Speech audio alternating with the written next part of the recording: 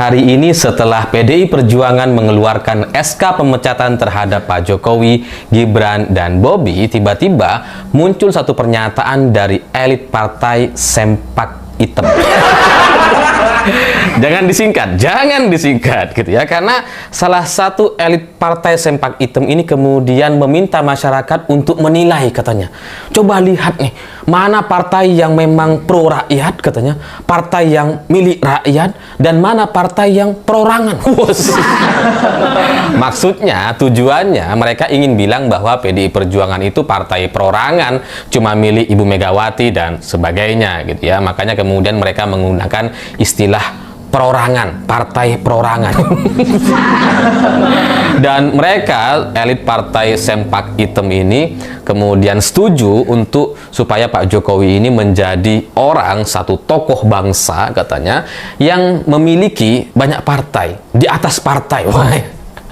Itu memang imajinasi mereka gitu ya, sehingga Pak Jokowi ini milik para partai yang akan mengawal kesuksesan Presiden Prabowo dan Gibran, katanya. Jadi ya nggak apa-apa dipecat dan kemudian tidak menjadi kader PDI Perjuangan, karena ya Pak Jokowi milik partai-partai.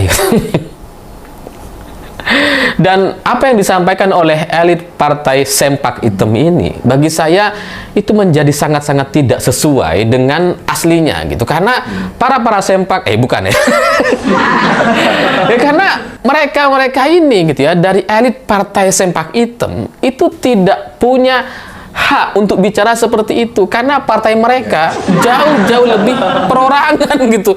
Kalau mereka melihat PDI Perjuangan ini adalah partai yang milik Ibu Megawati dan seterusnya gitu ya, tapi kan kita bisa melihat faktanya gitu, bahwa untuk menjadi kader PDI Perjuangan, untuk menjadi calon kepala daerah, untuk menjadi ketua DPC saja, mereka harus berkarir panjang loh, harus ikut sekolah partai, harus ikut pengkaderan gitu ya. Jadi nggak bisa sehari dua hari terus kemudian tiba-tiba jadi ketua umum. Nggak ada tuh. PDI Perjuangan bukan partai yang seperti itu, dan PDI Perjuangan sebagai partai, pengurusnya ini kan banyak gitu. Anggota DPP-nya tuh banyak orang, jelas tidak perorangan, tidak seperti partai Sempak Hitam yang kenal cuma ketua umum gitu ya. Yang lain nggak ada yang kena gitu kan. Jadi untuk menjadi pengurus di PDI Perjuangan itu ada mekanisme, ada sistemnya, ada prosesnya yang sangat panjang dan tidak bisa instan seperti proses yang terjadi di partai Sempak Hitam. Jangan disingkat.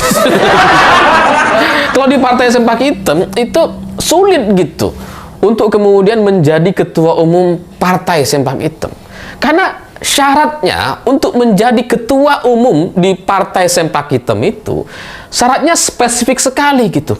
Harus pernah ketinggalan sempak di rumah mantan, kan nggak bisa. Itu kan sulit sekali untuk kita capai. Itu kan pencapaian yang sangat luar biasa gitu ya. Sangat pribadi gitu, bukan jet pribadi, sangat pribadi gitu kan. Karena kalau cuma kita ketinggalan sepatu, ketinggalan kaos kaki, ketinggalan sendal, nggak bisa daftar sebagai ketua umum partai Sempak Hitam. Karena harus yang ketinggalan itu sempak gitu kan. Sempak ini kan adalah barang yang seharusnya tidak pernah kita lepas gitu. Seharusnya tidak kita lepas sembarangan. Kalau bukan di rumah kita kan nggak kita lepas gitu kan. Tapi harus ketinggalan di rumah mantan, kan repot gitu. Ini ya memang sulit sekali untuk mencapai atau menyamai rekor ketua umum partai Sempak Hitam gitu, karena ya orang nggak ada yang bisa gitu, termasuk para elit gitu. Sulit gitu. Sementara kalau di partai lain ya tinggal berkarir gitu ya, nggak punya mantan nggak apa-apa gitu kan. Jadi ketika elit dari partai Sempak Hitam kemudian coba menyerang PDI Perjuangan dengan narasi partai perorangan katanya gitu ya, untuk dinilai kepada masyarakat, dipersilahkan rakyat menilai mana partai rakyat, mana partai perorangan. Sebenarnya kan lebih perorangan mereka gitu.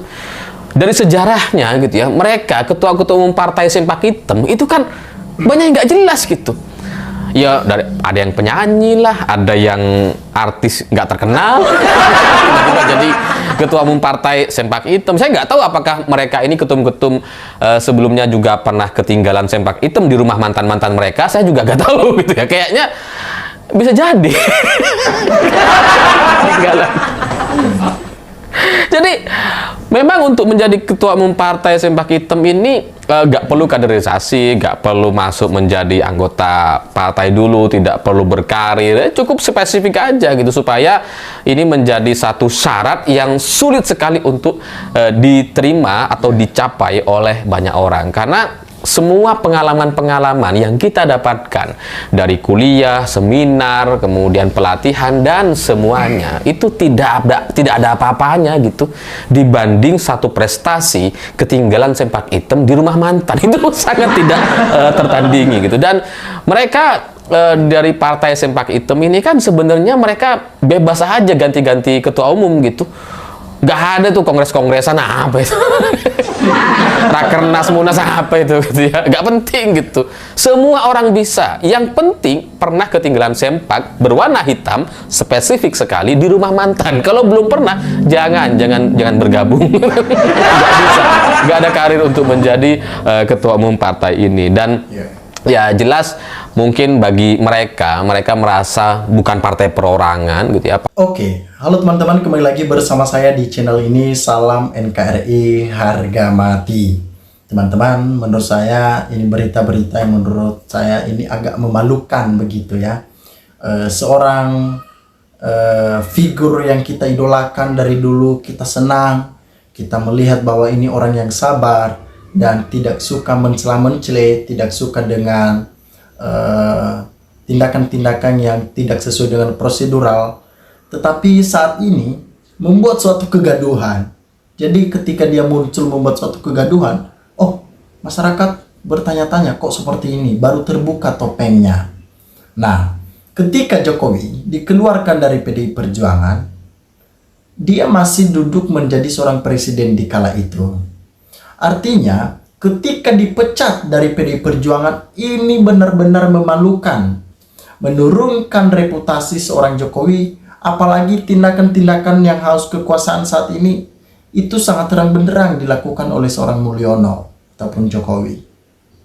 Sehingga dia memberikan sebuah jaringan-jaringan dan sinyal-sinyal perlawanan terhadap PDI Perjuangan, dan memang dia berhasil, ya. Di Jawa Tengah dia berhasil dan beberapa daerah lain dia berhasil. Tetapi dia berhasil atas dasar kecurangan. Kan kurang elok dong duduk di kursi pemerintahan didukung Jokowi atas dasar kecurangan. Malulah seperti itu. Nah, kita tahu bahwa saat ini teman-teman ya, ada sebuah partai yang memang disebut Partai Sempak Hitam ya, yang mendukung kalangan-kalangan Jokowi. Mungkin Jokowi karena beliau ditolak ya, ditolak dari kalangan partai. Kenapa ditolak? Yang namanya juga mantan pecatan, dipecat, itu namanya udah buruk, benar-benar buruk. Kalau masih memundurkan diri masih oke begitu, mungkin ada yang salah dari PD Perjuangan, tetapi ini dipecat ya, dipecat. Jadi reputasi seorang Jokowi itu udah turun dan buruk di mata masyarakat, bahkan buruk juga di mata partai-partai lain. Partai lain pasti berpikir 10 kali untuk menerima seorang Jokowi, karena mereka takut nanti Jokowi akan melakukan hal yang sama seperti yang pernah ia lakukan terhadap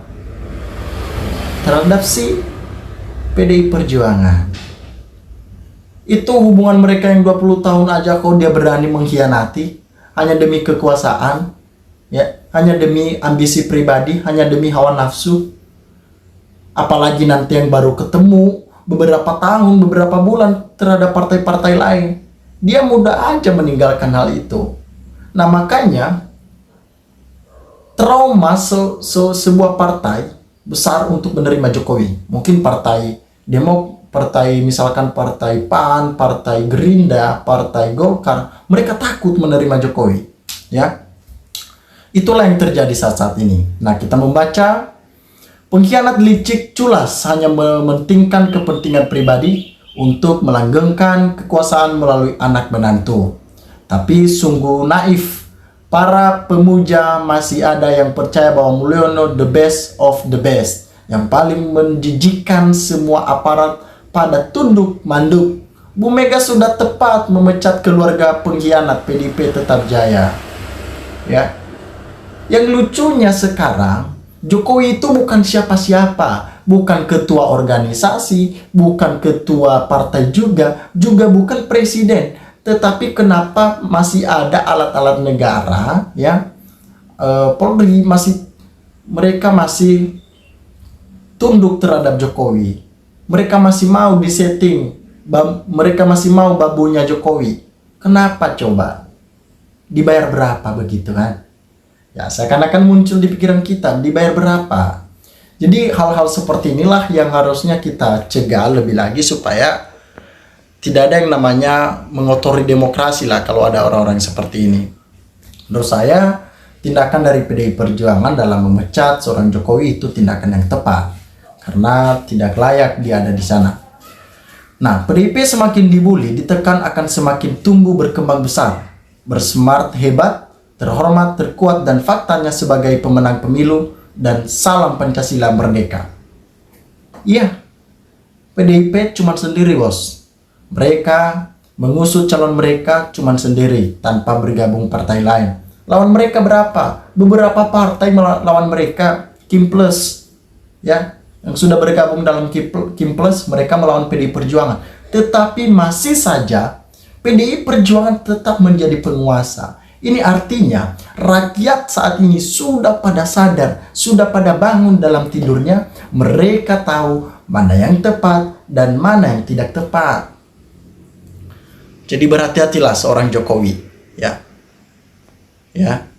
Kualat sempat bersumbar bisa mengalahkan saya, kalian ampuh. Ternyata setelah dipecat Jokowi lumpuh. Ya memang lumpuh begitu kan, seperti yang dikatakan Amin Rais, Jokowi itu adalah bebek lumpuh.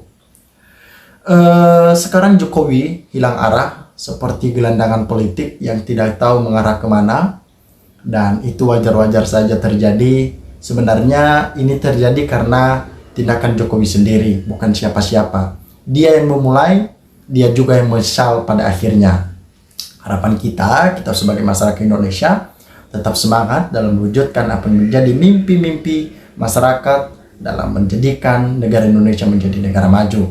Ya, ada banyak program-program di 2045. Kita mau negara ini menjadi negara emas. Ya, tentunya kita serahkan semuanya itu di pundaknya Prabowo Gibran sehingga mereka menjalankan tugas mereka tanpa diikut campurkan oleh Mulyono, karena nanti ketika campur Mulyono ini itu hancur, ya. Dia hancur karena ambisinya itu sangat besar, terlalu berambisi sehingga berani menabrak kiri kanan, berani menabrak konstitusi.